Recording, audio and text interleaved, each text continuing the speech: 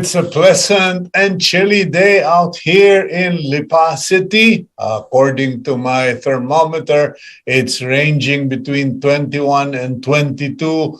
How is life and the weather in your part of the Philippines? I hope you're all doing well.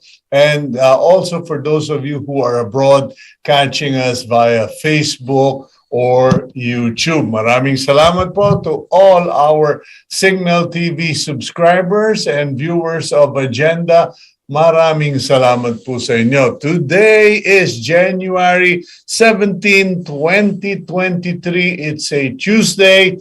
And we are going to have a very interesting discussion today because our panelists will be talking to us about taxing the rich. Okay, yan po napapag-usapan, buwisan ang mayayaman because apparently a study came out where 9 Filipinos, okay, the top 9 richest Filipinos have more money than half of the Philippine population who are all below the poverty line. Okay, yun po. So medyo nabibigla na. But the question is this really a topic for discussion or is this another distraction being floated by certain individuals so that Filipinos can stop talking and complaining about onions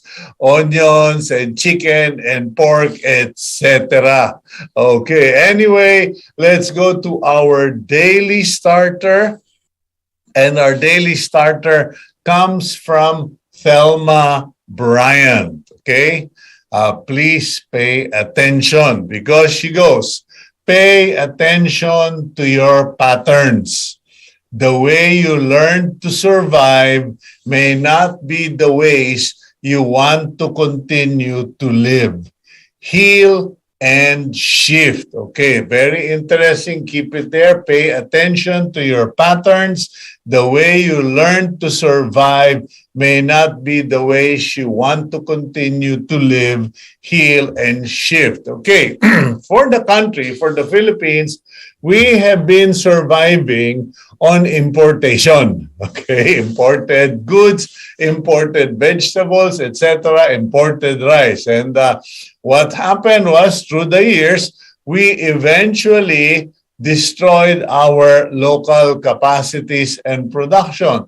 So, right now, we are no longer surviving. We are, a figure of speech, dying. Because ang nangyari po, we obliterated local production because our pattern for survival was largely importation. Now, on a personal note, you have to ask yourself or observe, what are your patterns? What is the behavior or what is your behavior when it comes to dealing with life? Are you one of those who save money? And saving money is great, but being a miser, okay, kumbaga sobrang kakuriputan mo na pati sarili mo pinaparusahan mo. Okay, I know of some people who save so much money and then one morning woke up and realized they were old, they were no longer able to travel, or they didn't have family or friends around to enjoy life with. So observe your patterns. Are your patterns of behavior today conducive to a healthy life, a happy life? Okay, many rich people I know are now saying money is less important than happiness because mabuti pa yung ibang tao walang pera, nakangiti. I know of someone, he has so much money, but all he ever does is he complains. He complains about politics, he complains about his people, he complains about his family members. So his money does not give him happiness. Okay, enough of that. Sabihin, nag-sermon na po si Kuya Cito. Let's now go to the front page of the Philippine Star. January 17, 2023, Tuesday. The headline goes, BBM justifies sugar onion importation. While speaking to reporters on board PR001, biglang nagkaroon ng PR001. No? Okay, President Bongbong Marcos explained and justified that the government had to allow the importation of sugar and onion, because I don't think the government directly does the importation. But in any case, whatever or however it's done, BBM said it was necessary because everything was just going out of control, particularly the prices. And as a result, President Bongbong Marcos has announced that they will now make sure that there is a 2-month stock of sugar. Hindi po natin alam kung magiging ganyan din ang kaso sa sibuyas. But one thing I can assure you is we have more than 2 months supply of pork and chicken, because all of the importers and smugglers have reportedly, according to the growers and the associations, have reportedly stuffed. Kumbaga, pinununan nila lahat ng cold storage facilities sa Pilipinas, and so now the local producers can't make use of those facilities. So puro tayo sariwang katay kung local production, which is not bad. Okay, anyway, going back to the top of the front page of the Philippine Star, OFW remittances slip to 6-month low. Okay, not really bad news. Ang sinasabi lang, as of November, medyo bumaba, or the remittances went down or was lower compared to previous months. Okay, OFW remittances slipped to 6-month low compared to previous months. And analysts have said that this is also due to inflation in the countries where OFWs are based. In other words, nagmahal ang mga bilihin sa kanilang kinaroroonan. So ngayon, sila rin nagtitipid sa pagpapadala ng pera sa Pilipinas. So yan po, that is a warning. A warning to those who are dependent on remittances na sariling kayo din, dahil isang araw baka matuyo ang balon. Okay? Kayo ang mamatay sa uhaw. Okay, anyway, only 24 senior PNP execs have yet to, quote, resign, unquote. Okay? 24 na lang po remaining high-ranking officials of the Philippine National Police have yet to submit their courtesy resignation. Kumbaga, pinag-iisipan pa nila, pinag-aaralan, or maybe naninindigan. Why should I submit my courtesy resignation when I have not done anything? So it is a privilege, okay? It is a right, so should not be an issue. Marcos explains new appointments. President BBM, while on that flight to Davos, Switzerland, also explained to the media that he decided to reinstate General Andres Centino as Chief of the Armed Forces of the AFP, revealing that the move was meant to address some concerns and lift the morale of military officers. Hindi na po pinag-uusapan yun. Okay. Anyway, the center photo of the front page of the Philippine Star is a photo of President Bongbong Marcos wearing a cap and what I think is a bomber jacket, classic bomber jacket with that scar, parang piloto, parang World War II pilot, no? Top Gun, okay? With First Lady Lisa Araneta Marcos disembarking from PR001, okay, to attend the World Economic Forum in Davos, Switzerland, where BBM seeks to lure investments in Davos. Okay. Meanwhile, ito po ang baka magalit kayo, okay? Senators blame hoarding, insists there are enough onions, okay?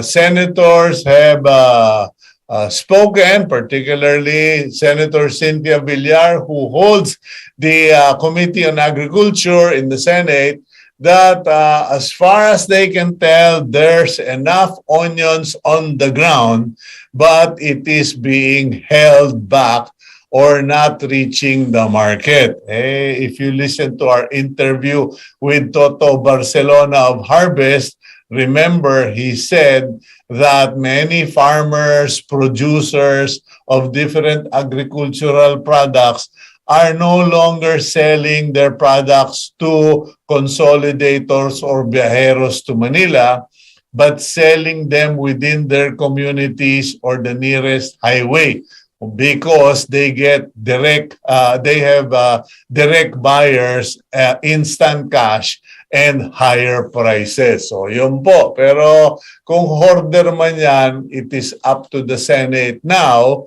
to do its duty. Okay? Kung gusto nyo mag-imbestiga, hindi yung kaap ang imbestigahan nyo. Imbestigahan ninyo yung Department of Agriculture. Okay, anyway. Further down, 9 Pinoys have more wealth than half of the population, according to an analysis of Oxfam and a subsequent report based on the publications of different magazines. 9 Pinoys, 9 Filipinos have more wealth than half of population. Okay, yan po, no? Meanwhile, Kaap execs, mom on call for courtesy resignation. In other words, yung panawagan or suggestion daw po ni Senator Grace po na dapat ay mag-courtesy resignation yung mga tiga Civil Aviation Authority of the Philippines, medyo hindi na lang sila nag-comment. Okay. And then that photo there, you have a photo of a homeowner reacting after receiving a wristwatch from Senator Bongo, who joined the Quezon City Mayor Joey Belmonte and 2nd District Councilor Mikey Belmonte during the turnover of housing, multipurpose housing dun po sa Barangay Commonwealth. Ayan. So, congratulations. It is a positive, good thing to see that both national government and local government have started to address the need to build public housing. Last but not the least, price hike, okay, for gasoline. Gasoline went up by 95 centavos and diesel by 50 centavos. Okay, wag po kayo natataranta. Maliit laang yan, whether you buy 10 liters or 20 liters. Kahapon, akala ko, 1,000 yung matitipid ko. No? Nakita kong 150. Ay, wag na. Mas marami pa ako magagastos magmaneho papunta sa gasolinahan. Okay. Anyway, it is now 8:14. Medyo nahaba po yung ating introduction. But we will now go for a quick break. When we return, let's talk about taxing the rich. Okay, or as Congressman Joey Salceda suggested, instead of taxing the rich, tax na lang daw luxury items. We will come back after the break.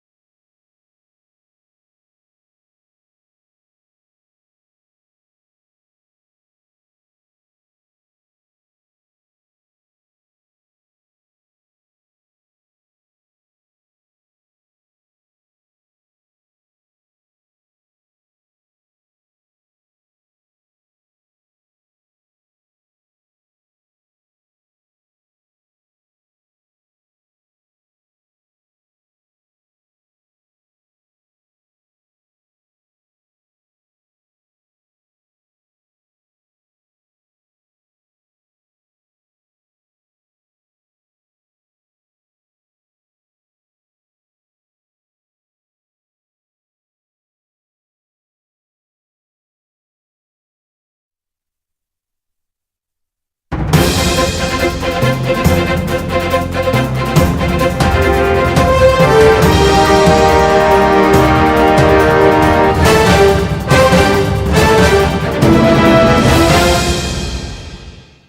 back to the program agenda. I'm your host, Cito Beltran, thanking you for continuing to watch us this morning and for continuing to support Cignal TV. Today, we are going to talk about proposals, suggestions to tax the rich and wealthy. Buwisan daw yung mga mayayaman para gumanda yung buhay ng mahihirap. Ha? Anyway, somebody, a Congressman Joey Salceda, immediately responded by saying, no, that's not going to work. They're only going to get citizenship abroad and they will bring their money abroad. We should only tax luxury items because rich people like to spend money.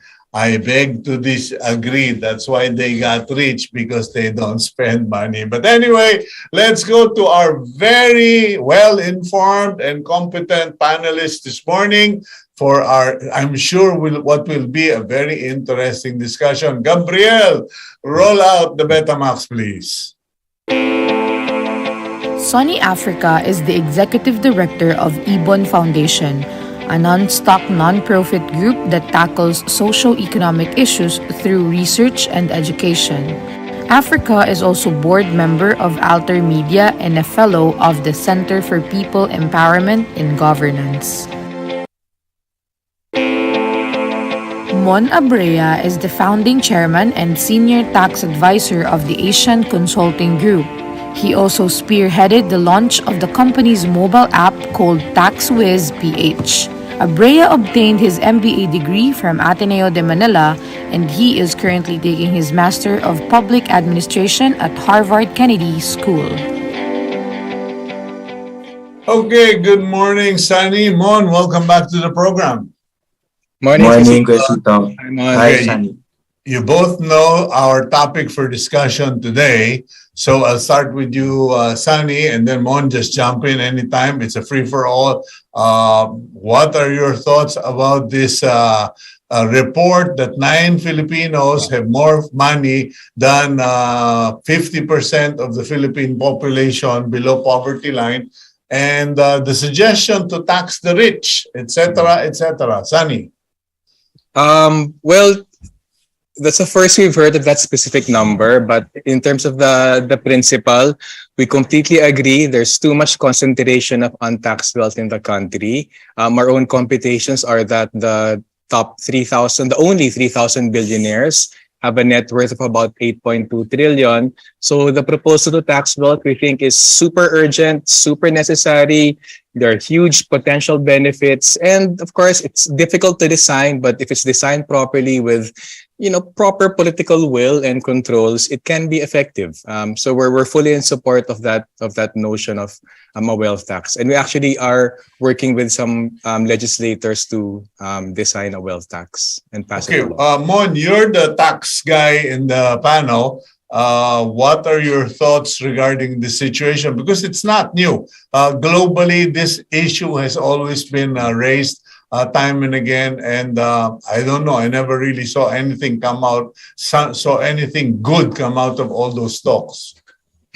Well, administratively, at least I can comment on what Sonny said and Joey said, and the administrative implication of that. First, yung kay Joey said, it's easy to say that just impose tax on luxury goods. Kaya nga malakas ang smuggling, hindi nga matax, di ba?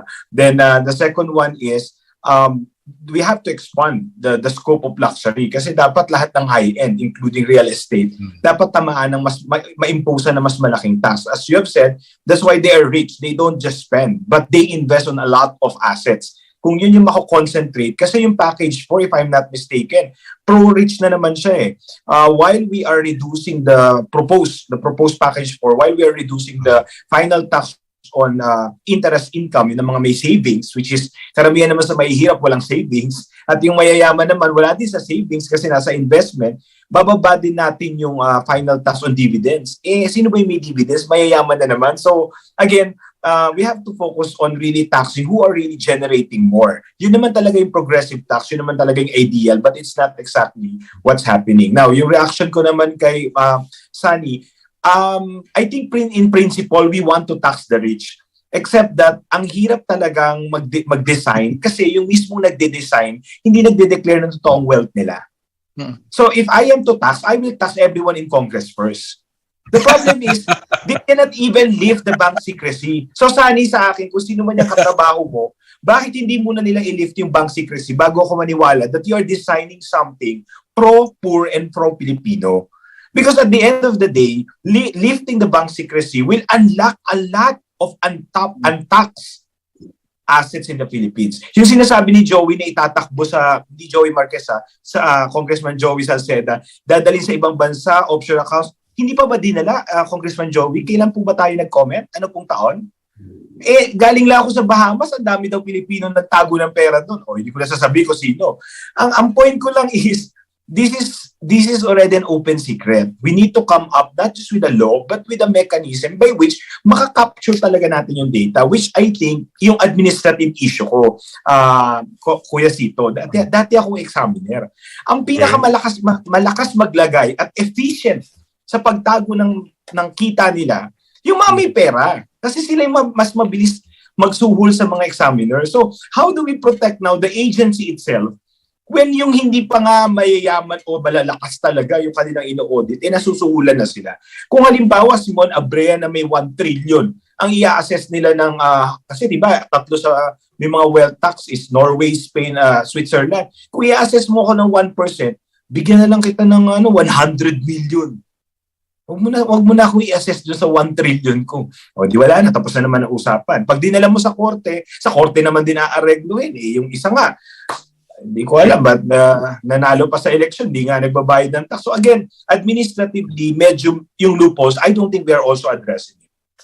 Okay, now, Sonny, what's your reaction? Because I know people who would say, pinagtrabahuhan namin. We work for our money. We took the risk. We made the investments. When we started, we borrowed money. Nagkababaon-baon kami sa utang na loob, nagsanla. And now that we've made the money, why do you want to punish us for being productive?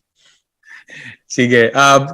Siguro two things na. First, one about your administrative difficulties. Super agree with Mon. It's super hard to actually design a proper wealth tax. And it is true there are only about 7 or 8 countries in the world right now with the wealth tax. I think the most recent na nag-implement was Argentina. Tapos again, we can talk about naman yung details of how broad is it, how much is taxed. Pero that is true. The biggest problem, I think, will be designing it so it will be effective. Para walang lulusot nga. Pero sa amin naman, it's so important, mag-start tayo dun sa premises. Is it urgent? Yes. We have so much wealth in the hands of a few that's not being taxed. Kaso, we have such need for resources, we're taxing the poor middle class pa with consumption taxes. So sa amin, we have to establish, first of all, yung urgency necessity niya. Once that's done, of course, may question about yung how to implement it properly. But sa amin, if it's going to be hard to implement, do you not even try? Kasi sa amin, di ba, cliche, no? The journey of 1,000 miles starts with a step. Sa amin, if you don't do that little steps right now to address yung administrative problems, design problems, corruption in the key agencies, difficulties, technical difficulties of assessing wealth, if you don't start now, essentially, nag-default ka. At sa amin, that's a big problem kasi kagabi lang actually, nag-invite kayo, did a quick estimate. 20 years ago, yung wealth ng Philippines, yung ng mga Filipinos, was about 1.5 times national product, gross domestic product. Noong 2021, that increased to 2.5 times. So para sa amin, that just basically says, yes, you have the economy growing, you actually have wealth growing much more in the hands of a few. So in itself, that's kumbaga, more than a Mahardika wealth fund, ito may material basis for a wealth tax. So sa amin, mag-start mo tayo dun sa premise, we have to agree, it is important, urgent, necessary, to make it possible, tatrabuhin natin yan. Kasi pag trabaho sa kanya, maraming layers. Tama si Mon. We have such really awful problems sa BIR. We have even worse problems with yung husay ng mga mayaman natin to hide wealth in the country and abroad. So again, sa amin, identify those measures. Identify measures for transparency, accountability, anti-corruption domestically. Globally, may mga efforts na naman. I think si Nobel Prize winner Stiglitz was proposing for more coordination sa international level on global assets registries and databases of beneficial ownership. Parang they're not getting anywhere, pero it has to be start somewhere. So para sa amin, yung tanod dapat for a wealth tax, it hasn't been done for so long. There's such urgency. There are difficulties, pero pagtulungan natin yung difficulties na yun, imbis na yung from the get-go, you shut the door. So sa akin, ganun yung parang spirit, I think, na dapat approaching wealth tax. Okay. Doon naman sa, pero this other point you raised about yung, ano yun? Punishing. About it being punitive. Sa totoo lang, our proposal, limbawa, is just to tax the 3,000 billionaires. So sa amin, is it punitive? We'd argue, it's not punitive kasi question pa dyan. A lot of these billionaires, how did they make their money? Sa totoo lang, those at the very top, they benefited from their political connections, yung usapin ng regulatory capture. They actually did a lot of dirty dealings to make this wealth.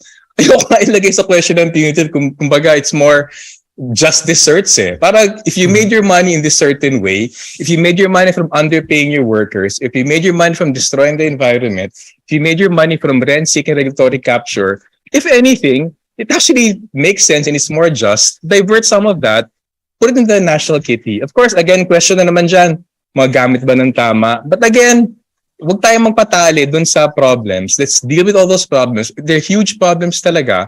Let's look for little steps right now, like nabanggit nga ni Mon, ayusin yung mga little measures na yon. Pero sa amin, like, lifting the bank secrecy law. Yeah, and urgent talaga yun. Para mahanap na lahat ng perang tinatago ng lahat ng mga kriminal. At gusto nga namin, even sa international level because tama yun I mean, magkaka-tendency to shift assets abroad. Pero on that point lang, it's impossible that the 3,000 billionaires in the Philippines will shift their assets abroad, renounce their citizenship, yung panakot ni Joey Salceda. They're not going to do that. The economic, political, social connections to make that wealth are in the Philippines. Their ownership on control of that is in the Philippines. They're not going to change citizenship and transfer the assets abroad. Kasi mawawala yung yaman nila. If anything we're hoping, baka they should make them udyok pa sa kanila to invest into more high yielding, more productive assets domestically to make up that super small 1%, 2%, 3% tax on wealth. That's nothing para sa kanila. So medyo sa amin, bold measures to start with and then ratchet it down. Pero kumbaga from the get-go, wag tayong maging medyo conservative. Yeah, but here's my question, gentlemen, Mon, saan ang galing tong usapan na to? Kasi last week we were talking about the NAIA shutting down because of the Kaap problem. The week before that, we were talking about the disappearance of onion and onion hitting 700 per kilo. Tapos biglang ngayon, tax na. Sabi ko, teka, mukhang may nanglalansi dito. Mukhang merong someone is trying to divert the attention from the failure of the national government to making it an emotional thing. And who's behind this? Ako honestly hindi ko alam. Nasa Berlin ako eh. Sorry po. Ang sa akin Kuya Cito, actually I acknowledge yung points ni Sonny. Pero ako ang tanong ko to kay Sonny mismo. Ikaw ba, Sonny, naniniwala ka na yung presidente mo o yung administrasyon ipapasa to? Kasi yung kongreso mo, hindi ako naniniwala. The fact na yung lifting of bank secrecy law natulog sa kangkungan at yung kangkong libre nang nakukuha sa Congress, hindi ako naniniwala na gagalaw yan.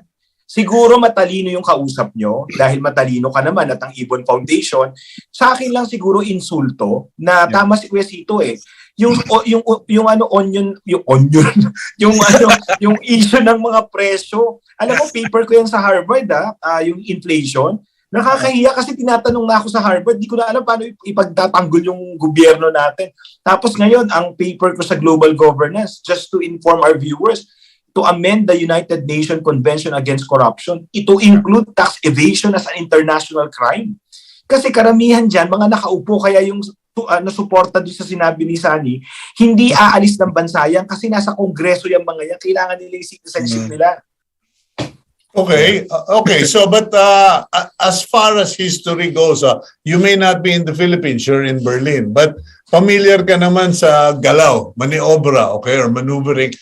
Do you think that this subject matter has just been fanned so that people will stop talking about, all the headaches, Mon?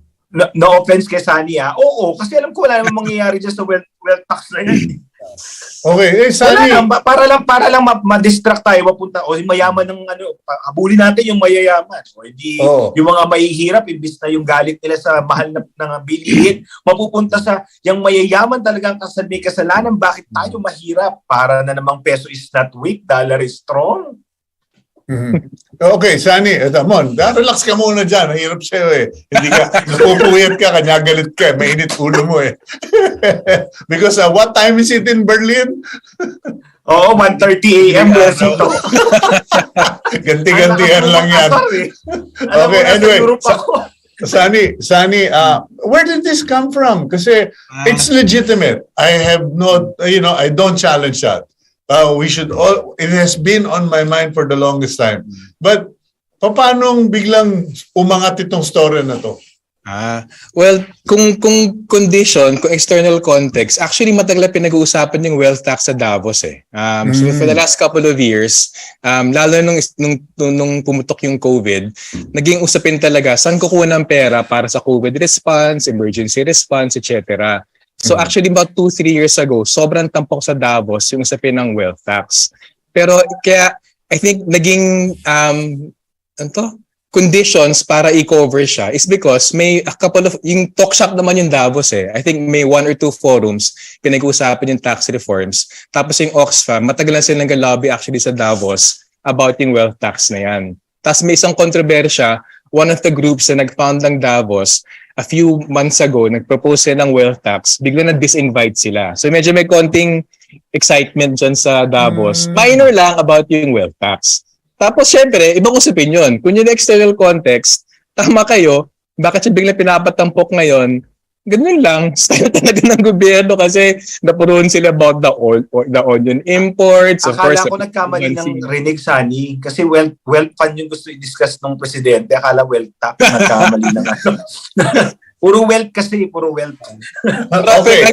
Agree ako kay Mon. May question dyan na maganda yung wealth tax kasi na-divert yung usapin eh, di ba? Pinag-usapan ngayon presyo ng sibuyas, yung problema dun sa approach ng DA na pinamumunuhan ni Pangulong Marcos. So or the problem sa PNP and sa AFP. Yeah. So mukhang exploit lang nila talaga yon pang-distract. Pero garantisado bukas makakalimutan to. Mag-back to normal tayo bukas, I'm sure. Okay, kasi but don't like talking about taxes. It's too complicated. Yeah, no, but this is a legitimate topic, Sonny. So I want to address it in a more serious tone. Kasi sinasabi nga, okay, wealth tax. Sabi ni Mon, I don't believe it's ever going to happen. No. Now, what about a different view? Imbis na yung sinasabing pinaparusahan nyo lang yung mayayaman, etc., how can we incentivize the rich to spend more? Because I mean, sorry, you may not agree with me. I don't care. Okay, kilala naman niyo ako. I don't care. But whether you agree with me or not. But I have friends or people I know na mayayaman who have slowly shifted their corporate direction to public housing, public health, education, putting up universities na affordable, etc., hospitals.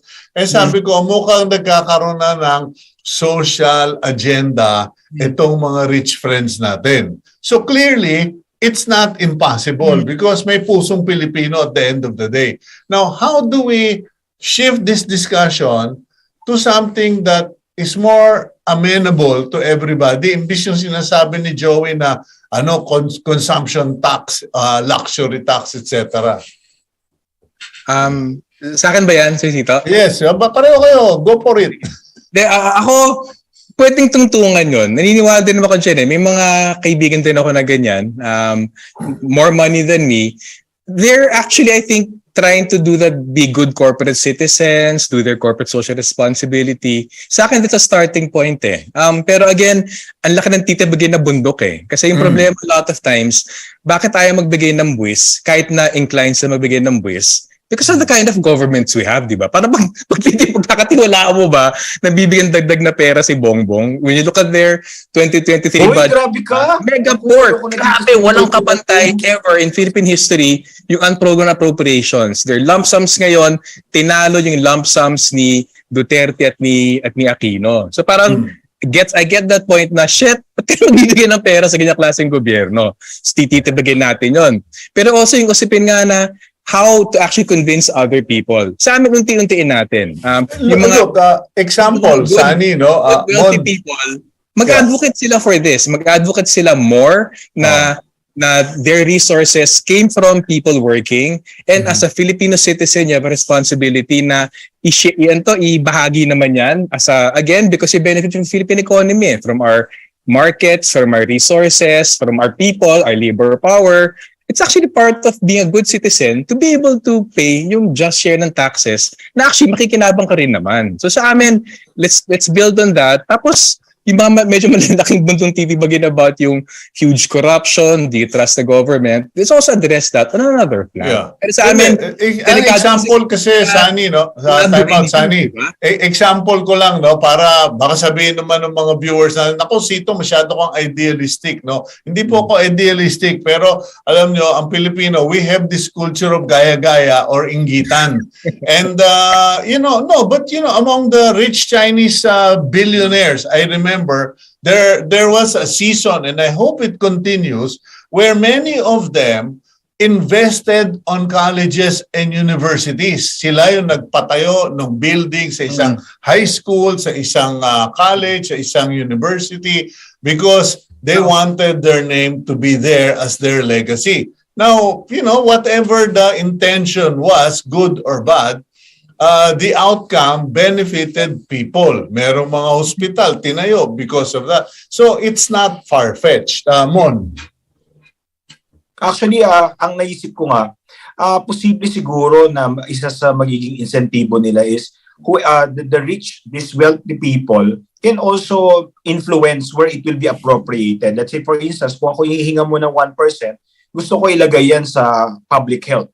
Or I want to make sure na sa Luzon, Visayas, Mindanao may bagong mga buildings or tumaas ang sweldo ng lahat ng mga nurses or doktor. Yung ganon. Mon, I think it's possible. matanong nga kita, Mon, kasi you're the tax expert, no? Alam ko, when I was in the US, I heard this among businessmen. I was an employee, no? Hindi naman ako businessman, ano? But napapag-usapan nila na, okay, if we send someone to university, we can declare it in our tax, and it can be tax deductible. If we make a donation to the church, it is tax deductible.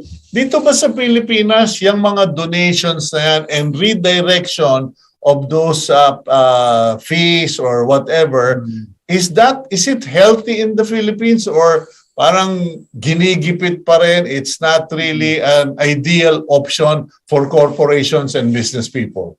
Well, Kuya Cito, kaya nga tayo maraming corporate foundations because it's actually a tax savings for them. Nagagawa na nila yung kanilang social service, yung corporate social responsibility nila, but at the same time, may tax incentive on their part because of not just the deductibility, but you decide where to put your money. Diba?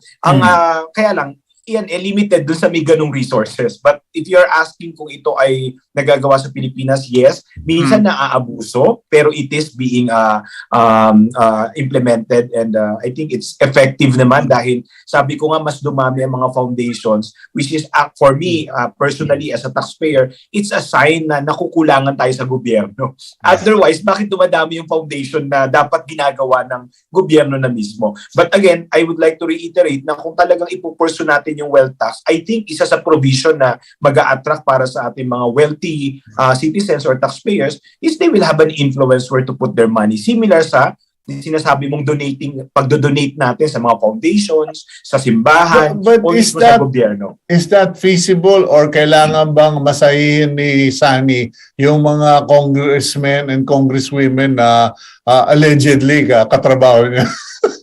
May sarcasm Actually, ang eh, sabi no? ko nga, ang point ko talaga doon kay Sunny is how possible talaga. Kasi number one, sa presidente, ito ba'y mapaprioritize?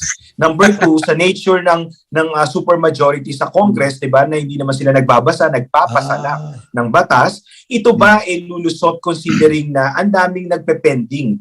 So, at tatamaan ng karamihan sa kanila. So, 'di ba? Kasi kung tutuusin, kung public service ka, dapat SALN pa lang basihan na ng wealth tax mo. Kung talaga bang nandoon ka sa scope na merong additional tax, 'di ba?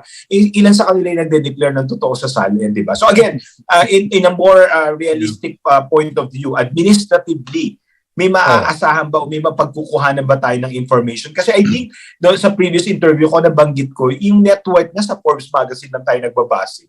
Wala naman talaga may alam kung gaano kayaman ng mga bilyar, ang mga Ayala. Sa Forbes magazine lang naman tayo nagre-refer. Do you want BIR to ask Forbes magazine for the data so that they can assess wealth tax? Again, siguro yun yung i-design nila Sunny. Kasama dun sa mga pinagkakatiwalaan niya sa Kongreso. Ako kasi wala na akong pinagkakatiwalaan. okay. Well, Sunny,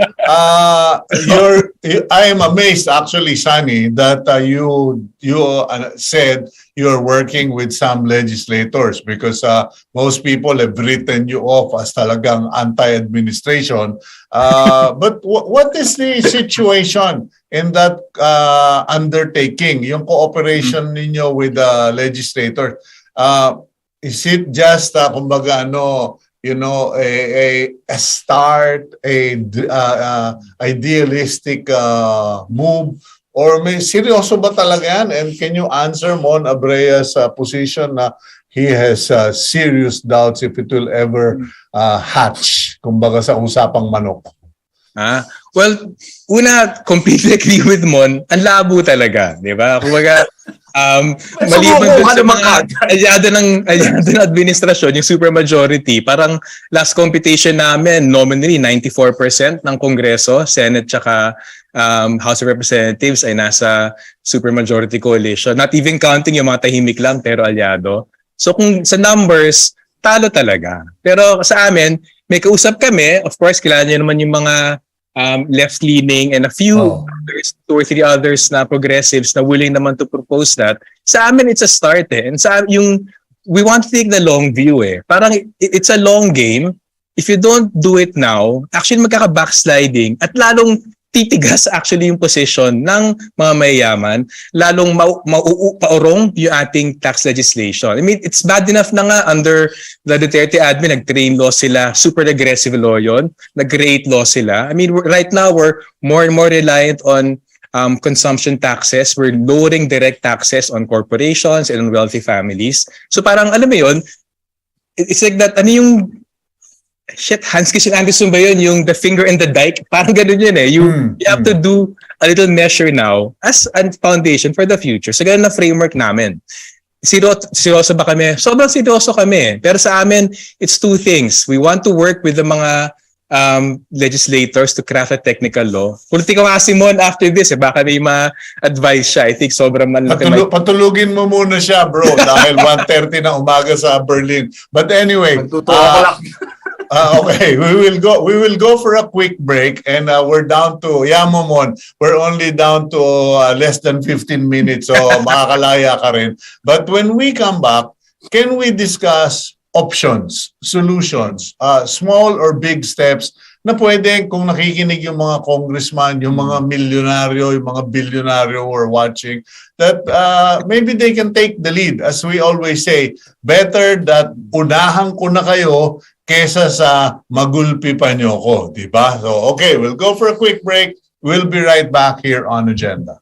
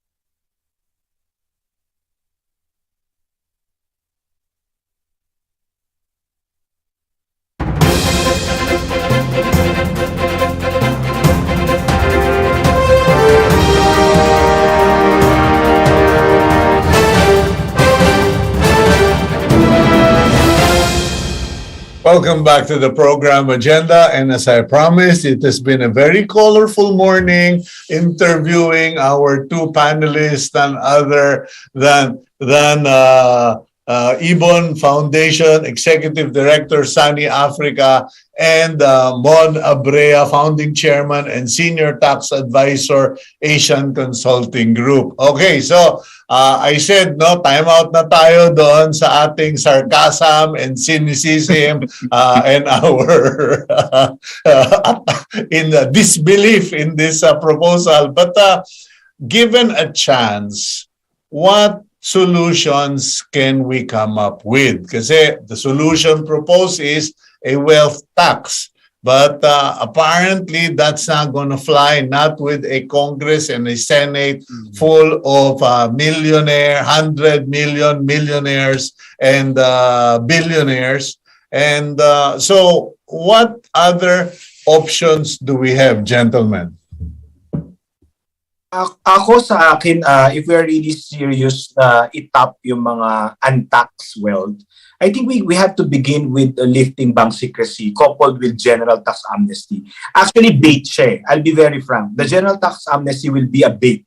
Why? Kasi kung may provision for lifting of bank secrecy, halimbawa, si Kuya Cito may 2 trillion na tinago. Pag hindi niya inavail yung general tax amnesty, then the BIR will now have something to file against Kuya Cito. Kasi hindi niya inavail yung general tax amnesty. Pwede ngayon tignan yung bank accounts niya, including Mr. yung Abrea, liliwanagin ko lang po mga kaibigan, kung meron sa inyo nakahanap ng 2 or 3 million na pinagsasabi ni Mon Abrea, pakisabihan ako, sa inyo na po yung 90%, ako 10% lang, payag na ako. Ikaw naman, gulo mong kausap eh. Okay. No, but seriously, okay, let's put everything in perspective. What is our problem? Sabi nga ni Pinoy, in order to come up with the right solution, you have to know the right problem. Our problem is what? Our problem is we're not able to tax a lot of taxable items and the rich people specifically. Okay, in short, Sonny. it's really an issue of efficiency. Sonny, is that the problem? Because when I woke up this morning to this topic, I was thinking our problem is how do we elevate the poor from their poverty? Parang paano natin madidistribute yung wealth or paano natin mapapagana? What is the problem as far as you're concerned?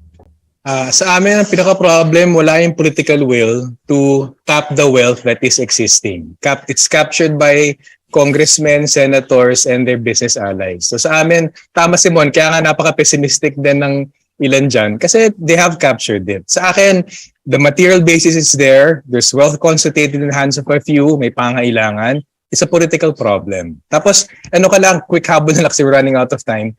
We do think it is important to articulate a wealth tax pa rin, to try to at least plant it in the ideas of people, including mga friendly or medyo nagka-epiphany na billionaires. Pero isang concrete gusto namin, a windfall land value tax. Kung gagawa ng infrastructure yung gobyerno, tapos lumaki ng 5 beses, 10 beses, 20 beses yung halaga ng lupa dyan, dahil dun sa kalsada tulay na yan, dapat bisan siya, 20-30%. Hindi pa payag ang congressman at mga gobernador kasi bago pa matayo yung kalsada at tulay, binili na nila lahat ng lupa doon. Ano ka ba? Ganun talaga. Kung di talaga sila papayag, masa-stuck tayo, dapat parang puto eh. Kukunin talaga natin dyan at every possible But juncture. what about that's the money. but what about redirecting or redefining the problem?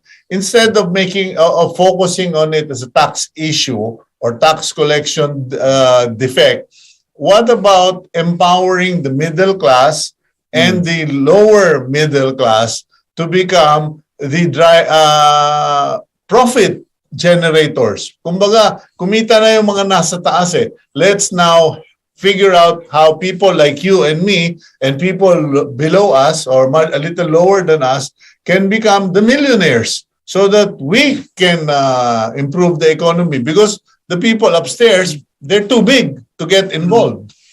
Okay. Well, sa amin, that's part of it. Pero we also have to understand, dapat multi-fronted eh.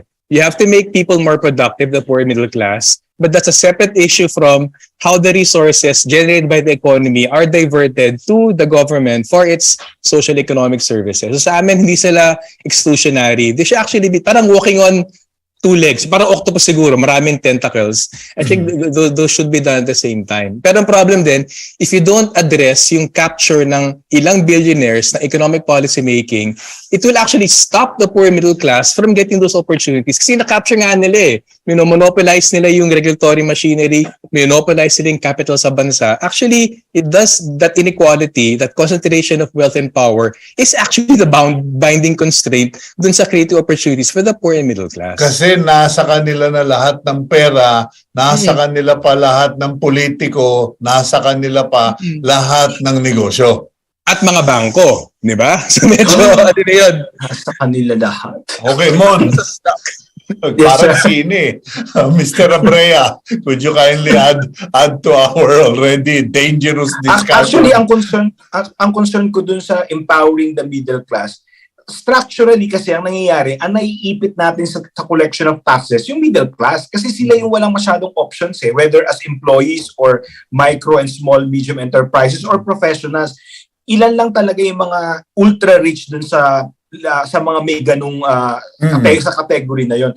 Talagang ang hinahabol din ni BIR investigation-wise, yun din nasa gitna. So, again, kaya nga laging sinasabi ko, administratively, may issue talaga tayo. Diba? Yung commissioner lang, wala pang 6 na buwan, dalawang commissioner na tayo. So, that alone is a sign na mukhang hindi na pa-prioritize ng gobyerno yung mismong nangongolekta ng pondo para sa kanila, diba? But again, siguro ang gusto ko lang ding i-raise is, agree naman ako kay Sonny na it's still important kasi policy naman ng mga regulations, hindi naman siya yung implementation. Talagang kung may issue yung implementation, it should not stop us from discussing intelligently, objectively, ano yung mga dapat tax policies na meron tayo. Kasi right now, honestly, Kuya Cito, ang hindi ko maintindihan, bakit hindi dinidiscuss ni Joey Salceda ang OECD Global Minimum Tax. Paano bubuwisan ang Facebook, ang Amazon? Bakit ang gusto niyang buwisan? Tayo na naman sa subscription natin. Yun kailangan pag-isipan, di ba? Kasi yun yung mas baka kailangan lang i-remind siya because he's the one who started talking about that about a year or 2 years ago. Yun pa rin yung tema ng discussion niya In my previous interview nga, siya na yung kinall out ko Na, I mean, if you claim to be the ways and means and economies of Congress, what's happening with the OECD proposal? Dapat ready na tayo doon kasi signatory tayo din sa OECD proposal to adopt a global minimum tax. And yet, ang policy natin dito, i-VAT yung subscription, yun lang. Bahala na si Facebook sa kasi Amazon kung magbabayad sila o hindi. Diba? So, and lastly, I think digital transformation dapat in terms of data capturing or processing, ma-improve talaga. Kasi yung question ko nga kanina off-air kay Sonny is, paano ba yung wealth tax worldwide ba? Kaya ba natin yun? Meron ba talagang exchange of information? Kasi intergovernment lang, walang exchange of information. Hindi ba hindi tayo signatory?